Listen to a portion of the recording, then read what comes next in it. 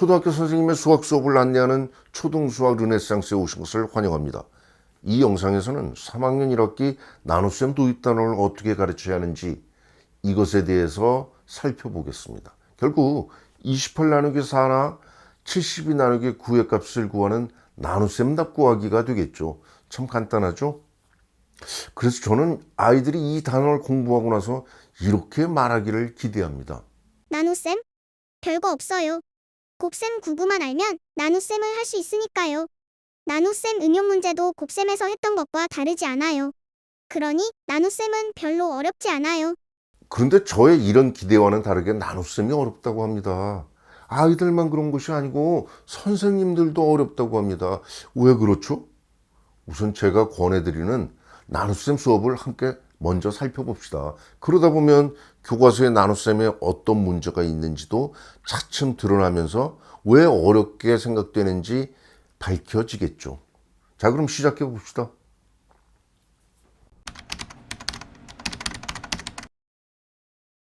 나눗셈 단원에 배정된 시수는 표에 제시된 것처럼 대략 9차시나 10차시면 충분합니다. 하지만 제가 제시하는 새로운 패러다임의 나눗셈은 가르치는 순서와 내용이 교과서에는 완전히 다릅니다. 똑같은 시간이지만 훨씬 더 많고 훨씬 더 풍부한 수학적 이해를 도모하기 위해 전혀 다르게 구성했다. 이렇게 말씀드리는 겁니다. 우선 교과서에 제시된 각각 한 차시 분량의 등분제와 포함제, 머릿속에서 이건 완전히 지워버리세요. 이것들은 나눗셈 도입 단계에 등장할 내용이 전혀 아닙니다. 나눗셈을 완전히 이해하고 나서 해결하는 응용 문제이거든요. 그리고 곱셈과 나눗셈의 관계, 그리고 나눗셈 몫이 그 다음에 이어지는데 이것도 순서가 틀렸습니다. 완전히 바꿔야 합니다. 어떻게 해요? 이렇게 말입니다. 그래서 저는 이렇게 4단계로 나누어 새로운 패러다임의 나눗셈 수업을 진행하십시오. 이렇게 권해드리는 겁니다. 각각의 단계를 좀 더 구체적으로 이제부터 살펴보겠습니다.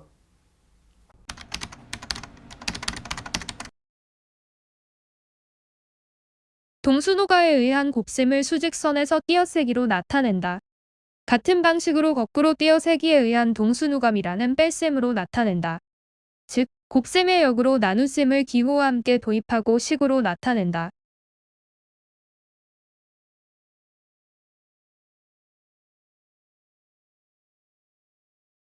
실제 나눗셈 답을 곱셈의 역으로 구한다.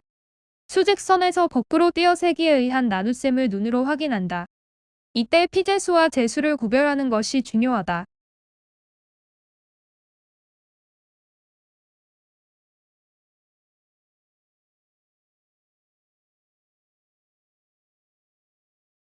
곱셈의 역으로 도입하는 나눗셈 기호를 복습한다.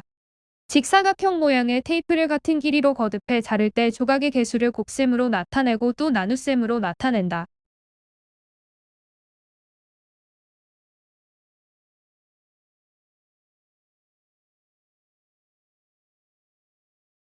역시 곱셈의 역으로 도입하는 나눗셈 기호의 복습이다. 같은 개수로 거듭해 묶을 때 묶음의 개수를 곱셈으로 나타내고 이를 다시 나눗셈으로 나타낸다.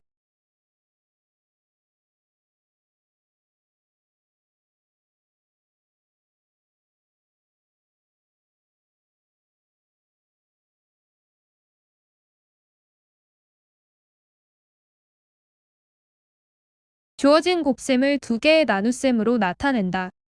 나눗셈이 곱셈의 역임을 재확인하는 것이다. 이때 제수는 한 묶음에 들어있는 개수라는 사실을 확인한다. 나눗셈 결과는 물론 묶음수이다. 나눗셈에서 피제수와 제수를 구별하는 것에 초점을 둔다.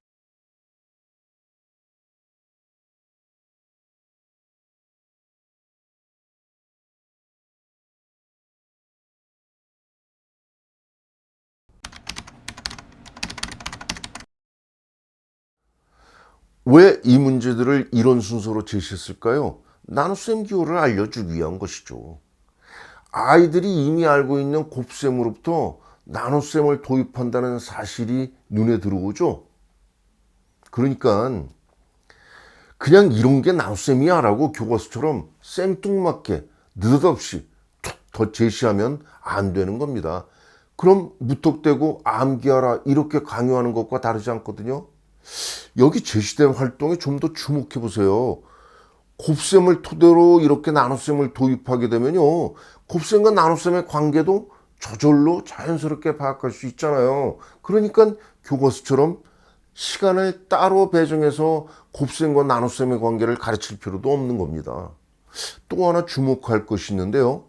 모두 같은 상황이라는 것, 즉 한 묶음에 몇 개인지를 알려주고 묶음 수가 얼마인지를 구하는 상황, 이거 그냥 지나치면 안 됩니다. 왜 그렇게 했을까요?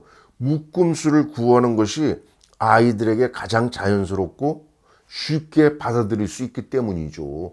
나눗셈은 이렇게 시작하는 겁니다. 그런 면에서 볼 때 우리 교과서 나눗셈 연산이 아닙니다. 개수 세기로 시작하니까요. 저는 이 영상에서 우리 교과서가 일본 교과서를 베꼈다는 의혹을 제기했던 겁니다. 잘 들어보시면 이런 식으로 나눗셈을 하는 사람이 아무도 없다는 사실에 동의하실 겁니다. 이렇게 곱셈을 토대로 나눗셈의 의미와 나눗셈 기호를 소개하고 이걸 충분히 연습했다고 하면 그 후에는 어떤 활동이 필요한지 살펴보겠습니다.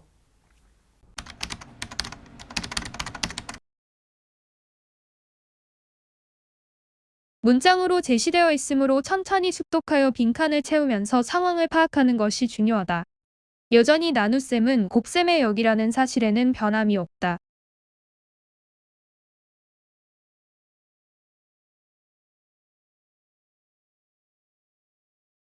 그림에서 담아야 할 봉지의 개수를 파악해야 한다. 이때 몫이라는 용어는 한 봉지에 들어가는 빵의 개수를 말한다. 역시 분배 문제다. 한 봉지에 똑같은 개수의 빵을 담을 때 나머지 없이 몇 봉지에 담을 수 있는지를 나눗셈식으로 나타낸다.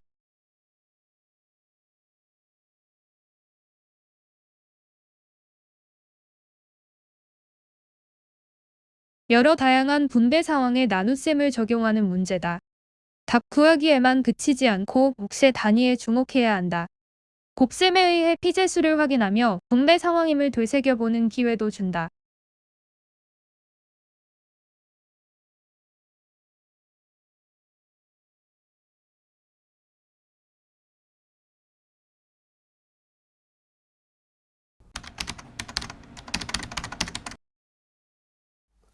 묶음 상황을 통해서 나눗셈 기호와 나눗셈 개념을 익혔다면 이번에는요, 똑같이 나누어 주려면 몇 개씩 갖게 되지? 이걸 구하는 분배 상황입니다.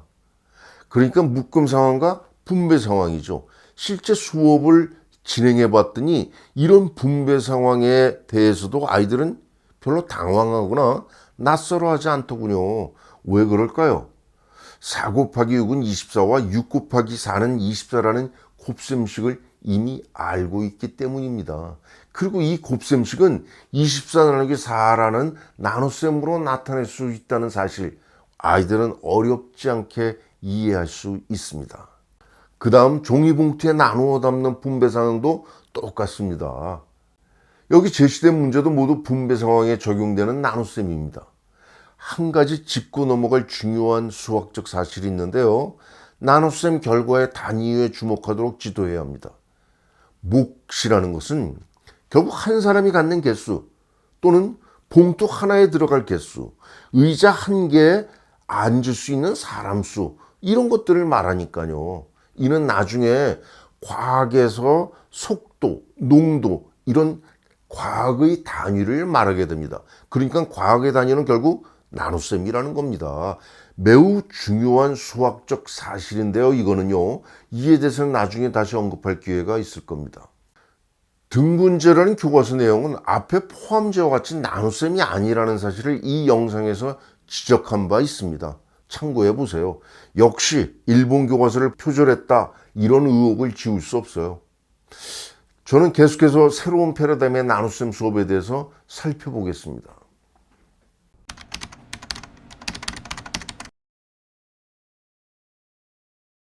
나눗셈 복습이다. 피제수를 고정하고 몫이 변한다. 이때 나누는 수인 제수를 구한다. 이번에는 재수를 고정하고 몫이 변할 때 피재수를 구하며 나눗셈을 연습한다.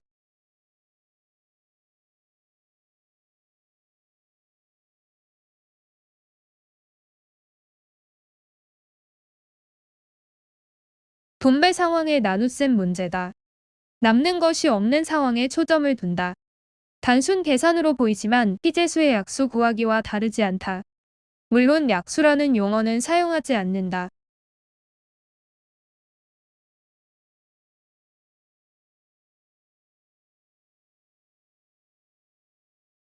문제 상황을 이해하는 것에 어려움을 겪을 수도 있다. 똑같은 분배 상황이지만 이번에는 재수를 구한다. 주어진 수를 모두 나누어 보는 시행착오를 해야 한다.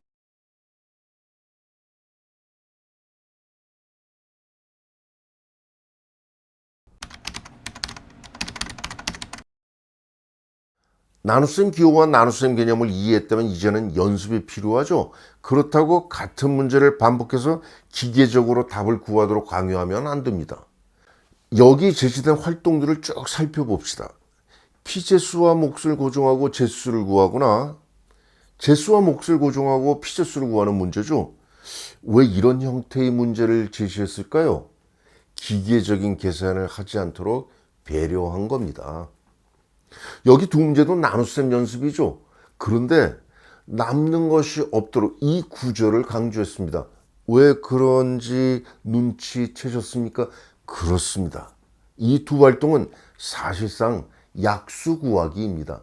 물론 3학년에서 약수란 용어를 알려주라는 건 아닙니다. 하지만 나눗셈을 배우는 과정에서 나머지가 없는 나눗셈의 재수와 몫이 각각 피재수의 약수라는 사실을 아이들은 이런 활동을 통해서 직관적으로 파악할 수 있도록 하자는 겁니다. 그러면 이어서 나머지가 있는 나눗셈을 소개할 수 있으니까요. 우리는 이를 통해 교과서를 뛰어넘게 됩니다. 다음 활동을 살펴보세요.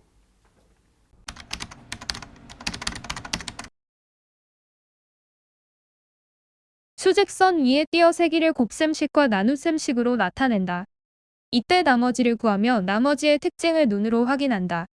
나머지라는 순우리말 수학 용어는 남은 수라는 뜻임을 어렵지 않게 받아들일 수 있다.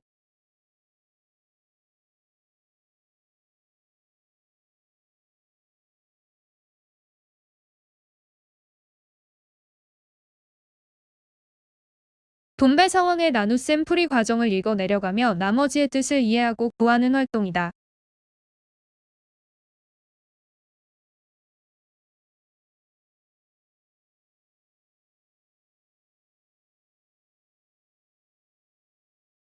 나눗셈을 곱셈식으로 나타낸다. 나머지가 있는 나눗셈식도 곱셈식으로 나타낼 수 있음을 이해한다.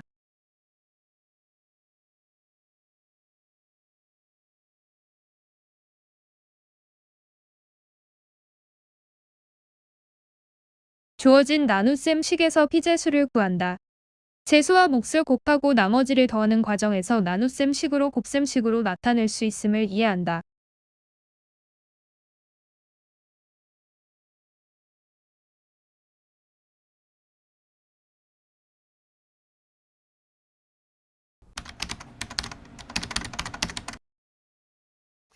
나눗셈의 중요한 요소인 나머지, 이걸 지금 가르치면 왜 안 되죠?